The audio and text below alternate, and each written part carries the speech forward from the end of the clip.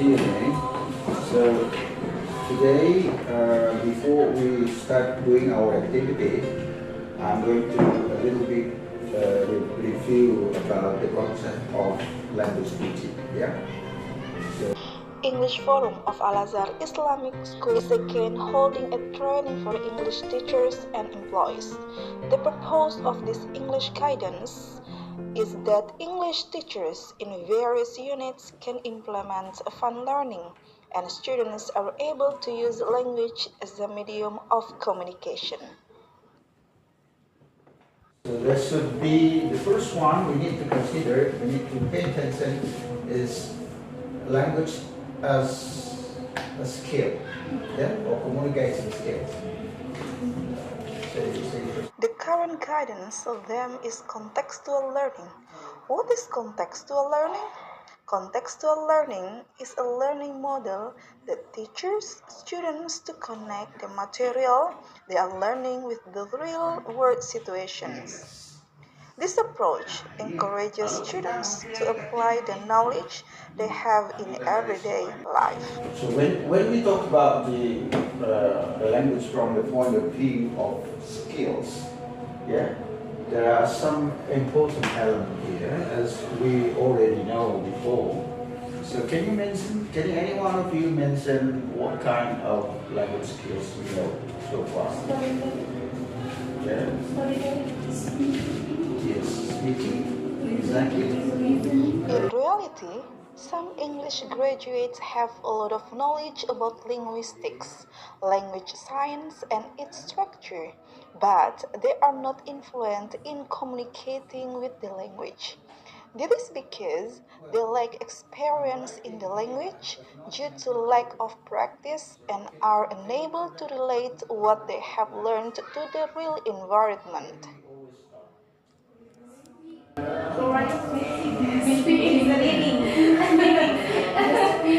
this should be number one. Then speaking.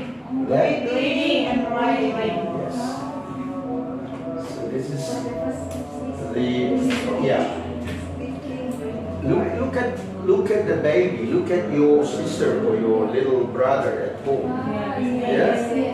So if the baby cannot listen, you don't expect him or her to be able to speak. Yes. Yeah? That is natural. Yes. Yeah? So if you want your little baby at home can speak fast, you have to talk much. You have to say something very often, because then they can start listening. And then they begin to speak. How do they speak? Yes. To imitate what they are listening. Yes? Jadi dia cuma meniru aja apa yang dia dengar. Yeah? So that is by repeating. Yeah? So also repeat and repeat. Yeah? That is one thing. And this, all of these, we have a sub-skill. Yeah? All these four language skills, they all have different sub-skills. Mereka punya skill-skill tersendiri. Ya, nah inilah yang kita harus train, ya, murid-murid kita. Many of the teachers probably don't know exactly what are the sub-skills that they have to teach the students in order to be able to use these four language skills. Ya, jadi ini yang teman-teman dulu harus pahami sub-skill apa sih dari masing-masing ini yang kita harus ajarkan, latihkan kepada anak-anak kita agar dia bisa memiliki kemampuan berkomunikasi. So that's what I have to understand all the soft skills. I'm not going to discuss those skills now. Yeah, this is just to sort of a warming up before we come to the real activity and prepare. And the second one is what? Anyone can tell me what is the second one about language teaching and learning? What do you teach your students actually besides these skills? You are a teacher of English, or even not only English. All languages have the same thing related to the teaching and learning. Prinsip, ya. Yeah? Prinsip yang susunan kata. Yeah. What do you call that? I forget. Yeah. Grammar. Grammar. Yeah. Vocabulary. This is what we call what? Linguistic. Yeah, linguistic. What is linguistics? Betul. This is learning.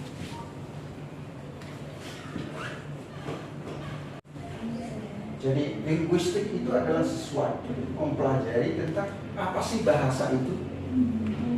Jadi aspek keilmuan itu. Ya, aspek keilmuan. Kalau ini skillnya, saya bisa berbahasa Makassar, bahasa Bugis, bahasa daerah saya terutama. Saya tidak tahu ilmunya. Ya kan? Sama kan? Anda semua bisa berbahasa Bugis, mungkin berbahasa Kontio language. Tapi begitu Anda diminta untuk menceritakan tentang ilmu bahasa itu, Anda tidak tahu. Because you don't learn it. Jadi dia ini melibatkan kognitif.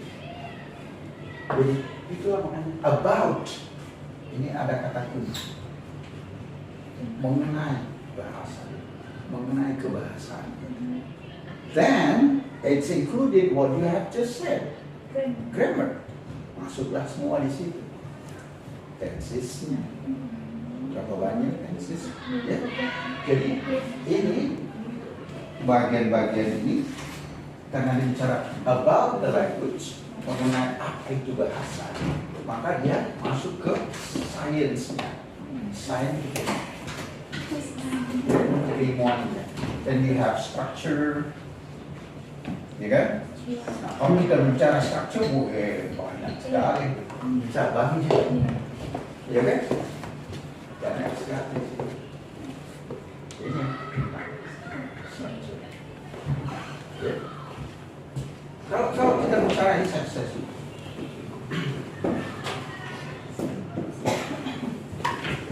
bicara sedikit mengenai bahasa, about the language, ya kan?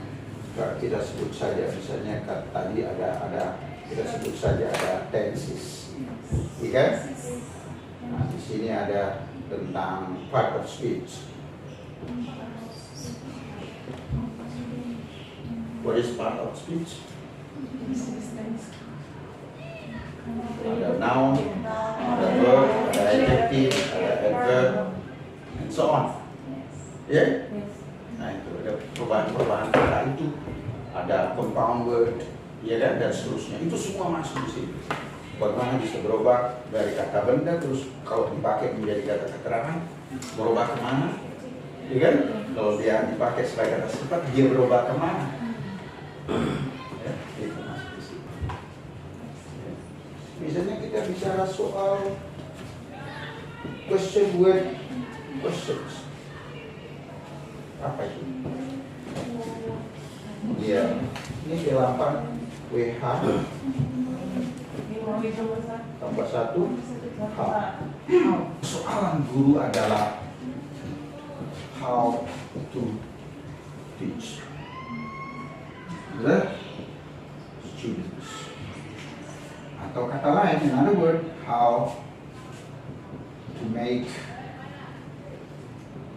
the students learn. Good part. Ya, jadi persoalannya di situ. Kita sudah tahu itu. Itu adalah konten. We call it a content of the linguistics. Ya. Nah, persoalannya ini adalah the how. How-nya. Bagaimana Anda bisa mengajarkan semua itu dengan benar? Ya, dengan benar. Sesuai apa? Sesuai level anak-anak. Apakah dia young learners, beginners, ya kan? Atau dia masuk intermediate atau advanced level, so according to their level of learners, ya. Jadi ini penting sekali. Nah, jawaban dari itu inilah yang disebut dengan methodology.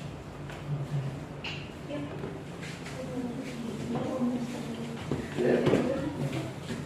Inilah yang disebut dengan methodology. Teachers are expected to be creative in linking the material thought to the real-world situations and encourage students to make connections between their knowledge and their environment. One example is assigning students to create crossword puzzles in the language they are learning.